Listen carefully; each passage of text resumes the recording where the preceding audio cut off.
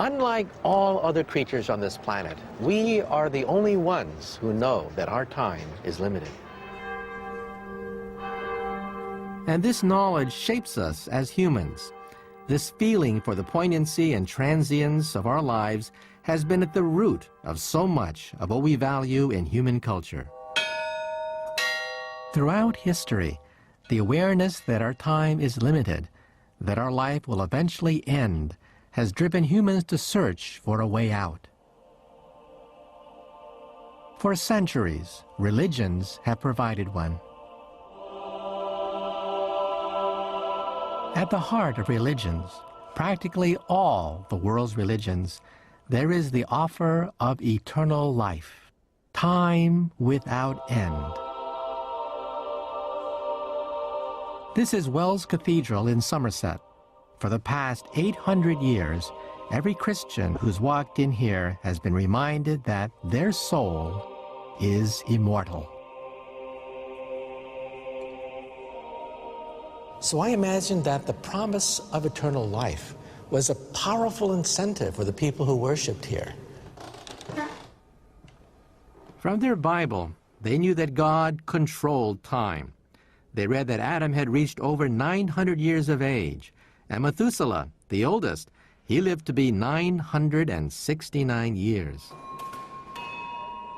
So they knew God had the power over earthly time. And they believed that God could grant them an infinite life extension. It was essential that graveyards be placed close by so that the living and the dead were almost side by side. To the medieval mind, death was viewed as a phase, as nothing but a natural continuation of life.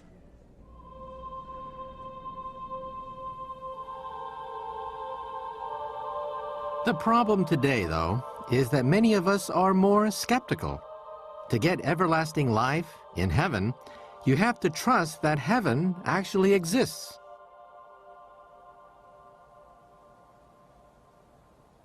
Speaking as a scientist, I think that there is a problem with regards to the afterlife and religious immortality, and that is there's no proof that it exists. Remarkable claims require remarkable proof. But maybe you don't need proof. Well, I do. This awareness that time stretches into a distant past has driven us for thousands of years to ask one of the greatest questions of humanity. When did time itself begin?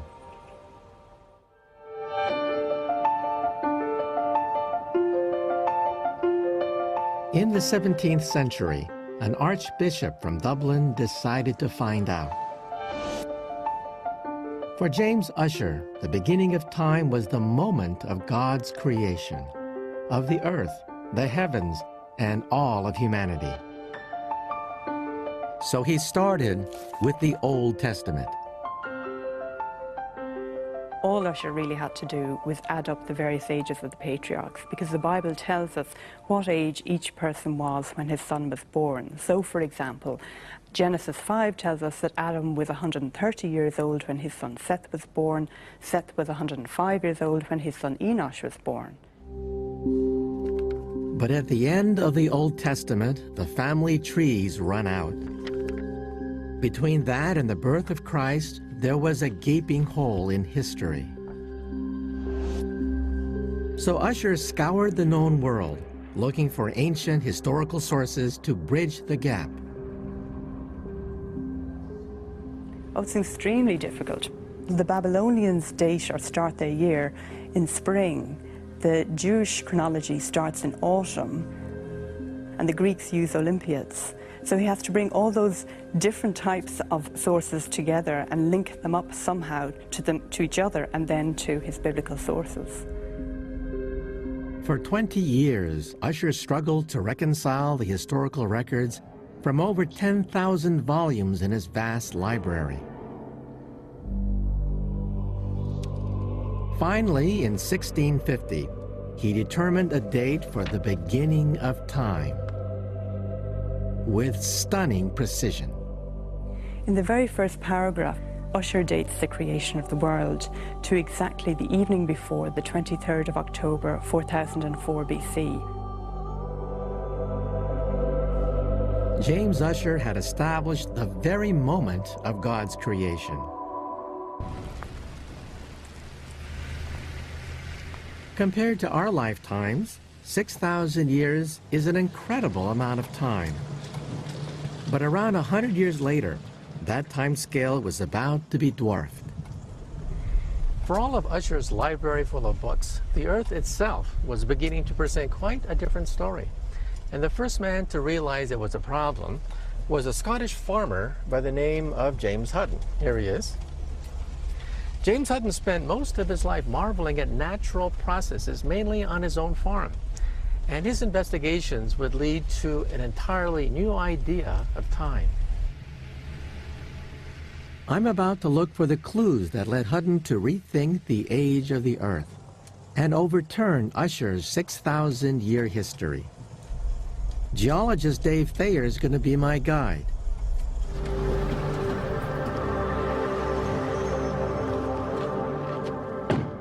James Hutton's insights came from Scotland.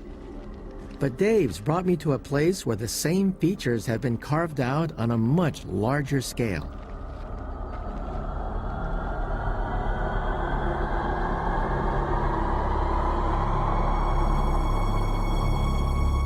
The Grand Canyon in Arizona. 270 miles of Colorado River flow across 2 states, carving out a chasm 1 mile deep. It's created a landscape on an epic scale.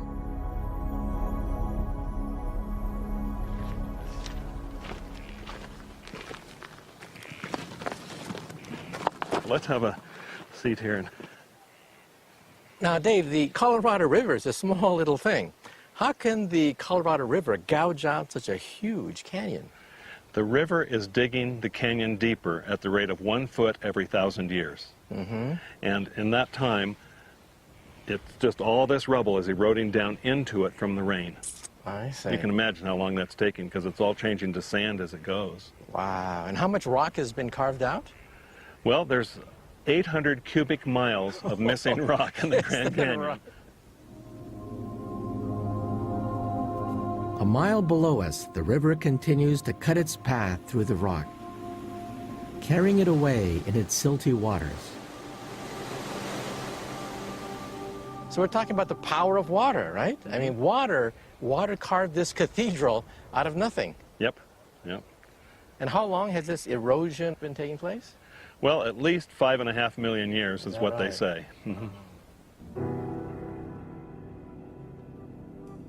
Following similar clues, Hutton realized that Ussher's 6,000-year age for Earth had to be wrong. Unimaginable eons of time were needed for water to carve out valleys.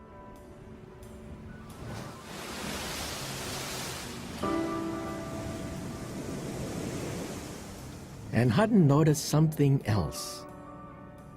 The layers of rock, revealed by erosion, showed a still greater scale of time. Oh, here's a nice place to see the strata. On I the side of the see, canyon. yeah, right here. Yeah. This red layer right here would be a siltstone that formed at the edge of an ocean. And you know, it took probably 1,000 years to form 1 inch of it. 1,000 years. Oh my God. So you're telling me that Incredible. all of human recorded history, going back to the Babylonians and the Yeah, Egyptians, would be is just that much. just a few inches. Isn't that staggering? Yeah. So this is like a time machine, basically, right? 1,000 years per inch on average. On average, All the yeah. way If you down? just took the whole length of just the sedimentary rocks in the canyon that have been deposited here, floods and rivers and streams and the ocean coming in. Yeah, Staggers the imagination. it does indeed. As you walk down this trail, by the way, I wanted to tell you that that every step you take, you go about 20,000 years into the past. Is that right? Yeah, and we've taken quite a few steps Quite a few already, and there are a steps. lot more steps Right. making it all the way down to the river. I see. Yeah. In fact, just 6 inches of the Grand Canyon's rock face is equivalent to Ussher's time scale for the whole of Earth's existence. the Earth had begun to reveal the true immensity of time. A scale of time that was inconceivable. An unending abyss. For me, Hutton wrote a great passage which summarizes the experience of the Grand Canyon, and that is, the result, therefore, of our present inquiry is that we find no vestige of a beginning, no prospect for an end. The great vastness of Earth-time had been revealed, and a scientific quest had begun. If the Earth wasn't 6,000 years old, then just how old was it? It's a question that has only finally been answered in the last few decades.